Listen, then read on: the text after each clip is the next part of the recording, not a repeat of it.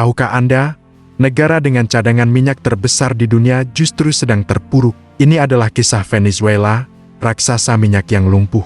Dan yang lebih mengejutkan, tindakan Amerika Serikat terhadap negara ini ternyata punya dampak besar bagi harga minyak global, bahkan mungkin memengaruhi biaya bensin di pom bensin dekat rumah Anda. Jadi, apa sebenarnya yang terjadi? Venezuela punya cadangan minyak yang lebih besar dari Arab Saudi. Seharusnya, negara ini sangat kaya dan menjadi pemain utama di panggung energi dunia. Secara historis, Venezuela adalah anggota penting OPEC dan pengekspor minyak mentah berat yang krusial bagi kilang-kilang di seluruh dunia, termasuk di Amerika Serikat. Ekonomi mereka sangat bergantung pada minyak, menyumbang lebih dari 95% pendapatan ekspor. Namun, semua itu berubah drastis. Ketegangan antara AS dan Venezuela bukanlah hal baru. Sejak era Hugo Chavez, hubungan kedua negara ini sudah panas dingin, dipenuhi tuduhan intervensi politik dan perebutan pengaruh. Puncaknya adalah ketika AS tidak mengakui pemerintahan Nicolas Maduro dan mulai memberlakukan serangkaian sanksi ekonomi yang keras. Tapi, apa bentuk serangan yang dilancarkan AS? Ini bukanlah serangan militer, melainkan perang ekonomi. AS menjatuhkan sanksi berat pada perusahaan minyak negara Venezuela, PDVSA, yang menjadi jantung ekonomi negara itu. Sanksi ini melarang perusahaan-perusahaan AS berbisnis dengan PDVSA, membekukan aset Venezuela di luar negeri, dan mempersulit negara itu untuk menjual minyaknya di pasar internasional.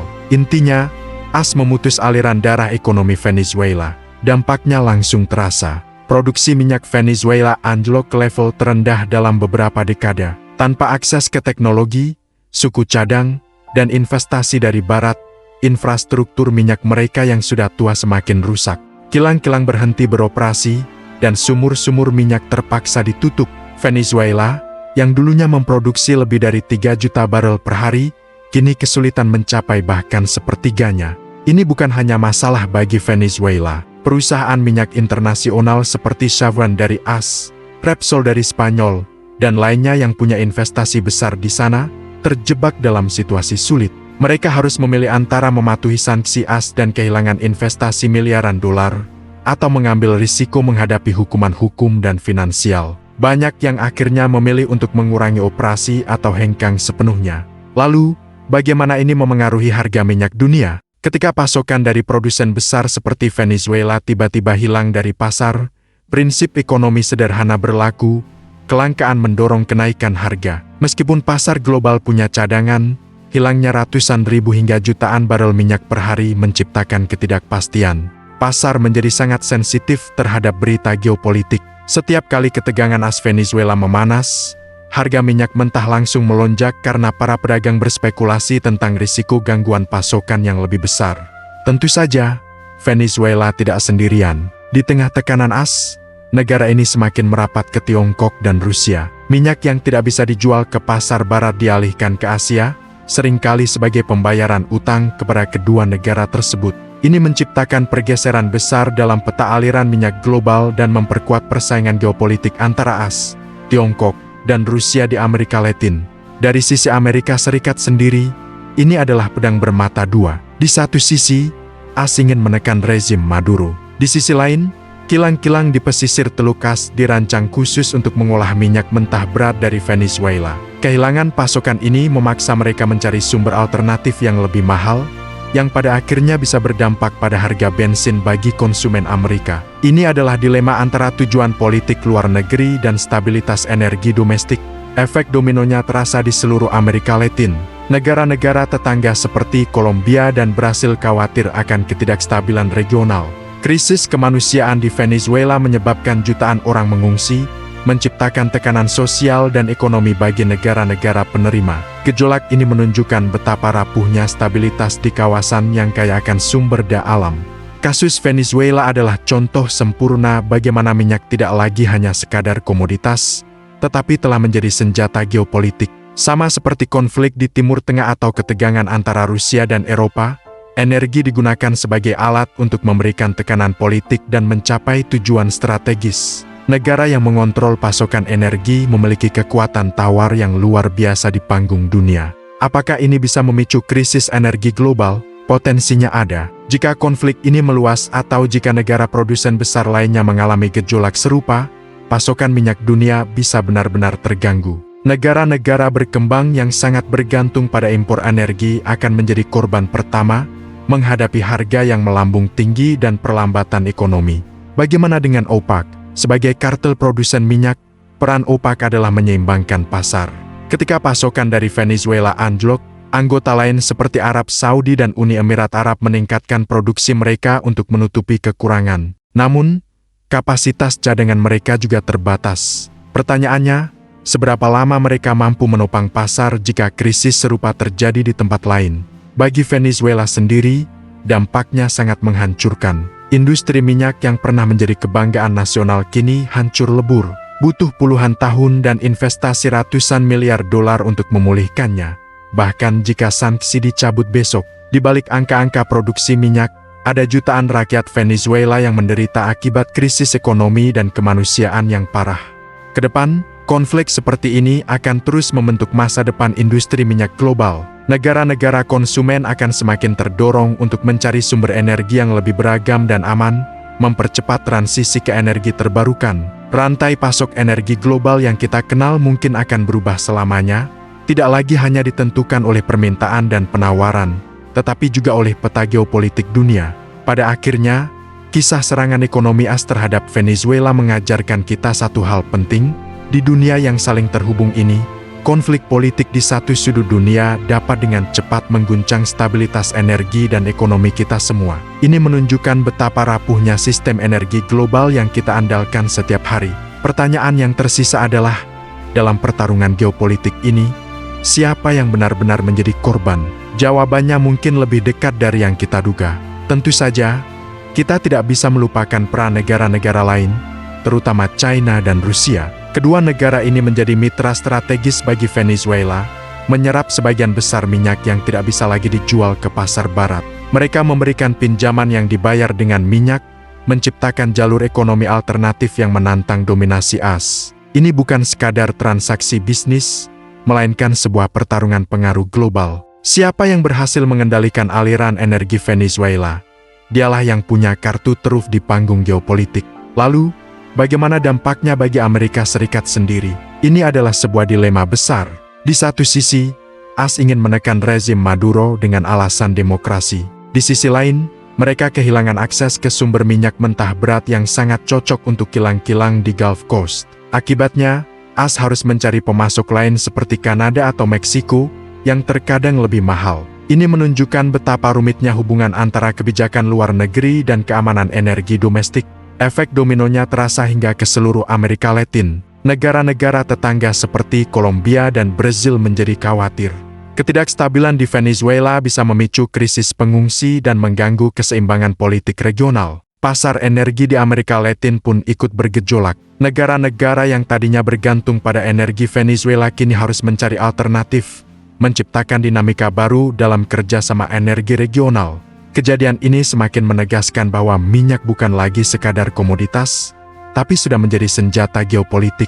Kita sudah sering melihatnya di Timur Tengah, di mana konflik seringkali berpusat pada kontrol sumber daya energi.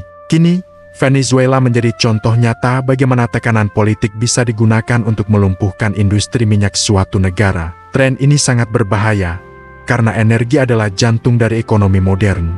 Jadi, apakah kita sedang menuju krisis energi global? Potensinya ada. Jika konflik ini memanas dan produksi minyak dari negara produsen besar lainnya juga terganggu, dunia bisa menghadapi kekurangan pasokan yang serius. Negara-negara berkembang yang sangat bergantung pada impor minyak akan menjadi korban pertama. Harga energi yang meroket akan memicu inflasi, memperlambat pertumbuhan ekonomi, dan menciptakan ketidakstabilan sosial.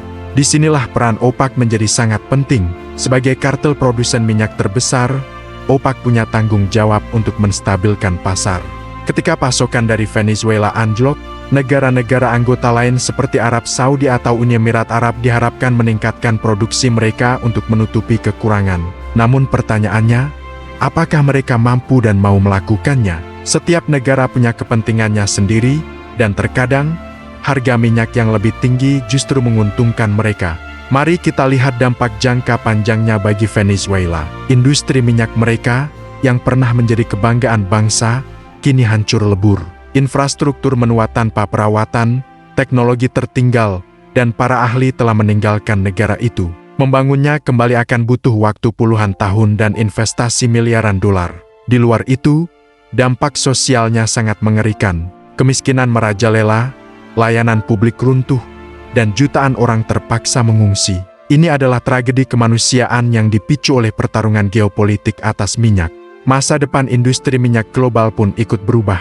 Rantai pasok energi yang selama ini kita kenal sedang digambar ulang. Negara-negara konsumen kini sadar betapa rapuhnya ketergantungan pada satu atau dua sumber energi. Mereka mulai gencar melakukan diversifikasi, mencari pemasok baru, dan yang terpenting, mempercepat transisi ke energi terbarukan. Ironisnya, konflik geopolitik yang dipicu oleh minyak fosil justru bisa mempercepat akhir dari era minyak itu sendiri.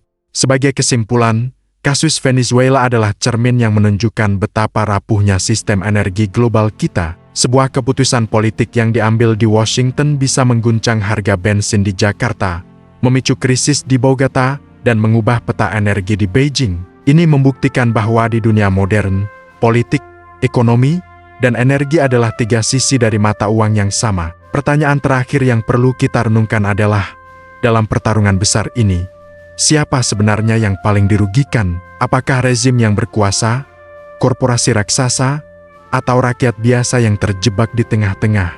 Sanksi ini ibarat pukulan telak. Bayangkan, pintu ekspor minyak Venezuela yang jadi sumber kehidupan utama tiba-tiba ditutup paksa. Perusahaan minyak negara mereka, PDVSA, tidak bisa lagi menjual minyaknya ke pasar terbesar, yaitu Amerika Serikat. Bukan hanya itu, aset-aset mereka di luar negeri dibekukan, akses ke sistem keuangan global diputus, dan perusahaan asing yang bekerja sama dengan mereka diancam akan ikut kena sanksi. Jadi, ini bukan serangan militer, tapi perang ekonomi yang melumpuhkan arteri utama negara itu.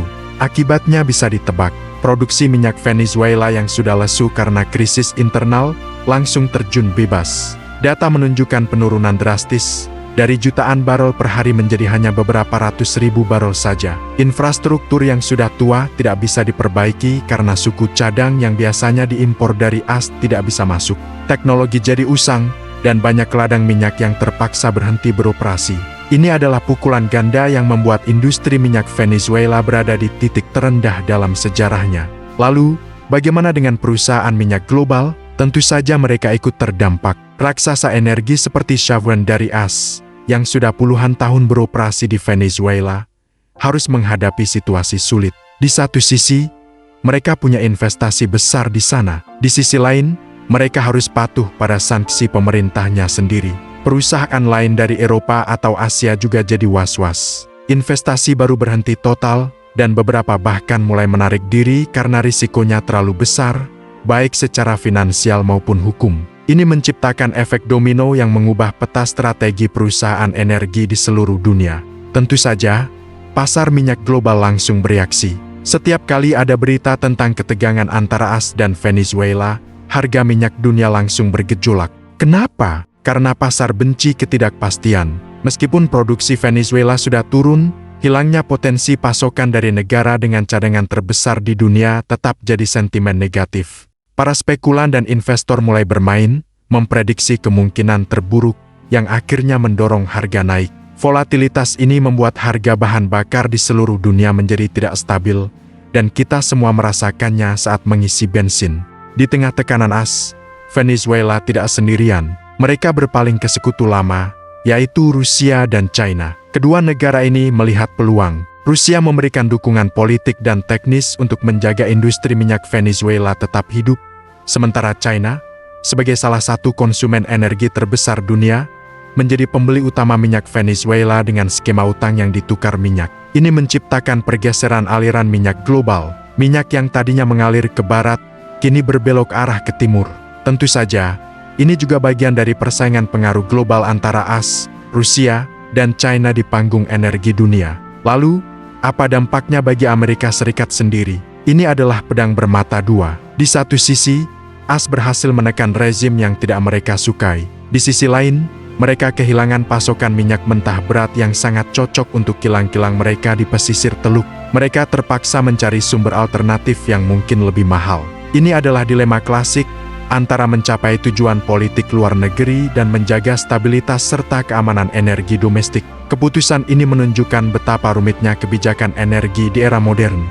Efeknya tidak berhenti di situ, tapi juga menyebar ke seluruh Amerika Latin. Negara-negara tetangga seperti Kolombia dan Brasil ikut cemas. Ketidakstabilan di Venezuela bisa memicu krisis pengungsi yang lebih besar dan mengganggu stabilitas politik regional. Selain itu, pasar energi regional juga ikut terpengaruh. Negara-negara Karibia yang dulunya bergantung pada minyak murah dari Venezuela melalui program PetroCaribe, kini harus mencari sumber energi lain yang lebih mahal. Ini menciptakan gelombang ketidakpastian ekonomi di seluruh kawasan. Kasus Venezuela ini adalah contoh sempurna bagaimana minyak bisa menjadi senjata dalam politik global. Ini bukan hal baru. Kita pernah melihat embargo minyak Arab di tahun 70-an, atau bagaimana konflik di Timur Tengah selalu membuat harga minyak meroket. Energi, terutama minyak, adalah alat tawar yang sangat kuat. Negara yang mengontrol pasokan energi bisa memberikan tekanan besar pada negara lain tanpa harus menembakkan satu peluru pun. Tren ini, sayangnya, sepertinya akan terus berlanjut di masa depan. Pertanyaannya, apakah dunia berisiko mengalami krisis energi global karena ini? Jika konflik ini meningkat dan meluas, jawabannya bisa jadi iya. Gangguan pasokan dari satu produsen besar saja sudah cukup untuk membuat pasar panik. Negara-negara berkembang yang sangat bergantung pada impor minyak akan menjadi korban utama karena harga yang melambung tinggi bisa menghancurkan ekonomi mereka. Potensi krisis ini nyata dan menunjukkan betapa rapuhnya sistem energi global kita saat ini. Disinilah peran OPEC menjadi sangat penting. Sebagai kartel produsen minyak terbesar, tugas utama OPEC adalah menjaga keseimbangan pasar. Ketika pasokan dari Venezuela hilang, negara-negara anggota OPEC lainnya, terutama Arab Saudi, diharapkan bisa meningkatkan produksi mereka untuk menutupi kekurangan tersebut. Tapi pertanyaannya, apakah mereka mampu dan mau melakukannya? Terkadang, harga minyak yang lebih tinggi juga menguntungkan mereka. Ini adalah permainan catur yang rumit antara menjaga stabilitas pasar dan memaksimalkan keuntungan. Bagi Venezuela sendiri, dampak jangka panjangnya sangat menyedihkan. Industri minyak yang pernah menjadi kebanggaan dan tulang punggung ekonomi kini hancur lebur. Butuh puluhan tahun dan investasi miliaran dolar untuk memulihkannya. Itu pun jika kondisi politiknya stabil. Sementara itu, rakyat Venezuela terus menderita akibat krisis ekonomi yang parah, hiperinflasi, dan kekurangan kebutuhan pokok. Ini adalah tragedi kemanusiaan yang berakar dari perebutan sumber daya alam. Jadi, apa masa depan industri minyak global setelah semua ini? Kita melihat adanya pergeseran besar. Negara-negara konsumen mulai sadar akan risiko ketergantungan pada satu wilayah atau negara saja. Mereka mulai mencari diversifikasi sumber energi, tidak hanya dari negara lain tapi juga beralih ke energi terbarukan. Konflik geopolitik seperti ini, secara tidak langsung, bisa mempercepat transisi energi. Negara-negara akan berpikir dua kali sebelum terlalu bergantung pada sumber energi fosil yang politis. Kesimpulannya, kasus serangan ekonomi AS terhadap Venezuela adalah studi kasus yang sangat kuat. Ini menunjukkan bagaimana politik dan energi saling terkait erat, dan bagaimana sebuah konflik di satu negara bisa mengguncang seluruh dunia. Ini juga menjadi pengingat tentang betapa rapuhnya ketahanan energi global yang kita miliki. Pertanyaan reflektifnya adalah, dalam permainan geopolitik tingkat tinggi ini, siapa sebenarnya yang paling dirugikan? Apakah pemerintah yang menjadi target, perusahaan minyak, atau jutaan rakyat biasa yang hidupnya bergantung pada stabilitas harga energi? Terima kasih sudah menonton sampai akhir. Jika kalian suka dengan analisis mendalam seperti ini, jangan lupa like, komen, dan subscribe agar tidak ketinggalan video kami berikutnya. Sampai jumpa.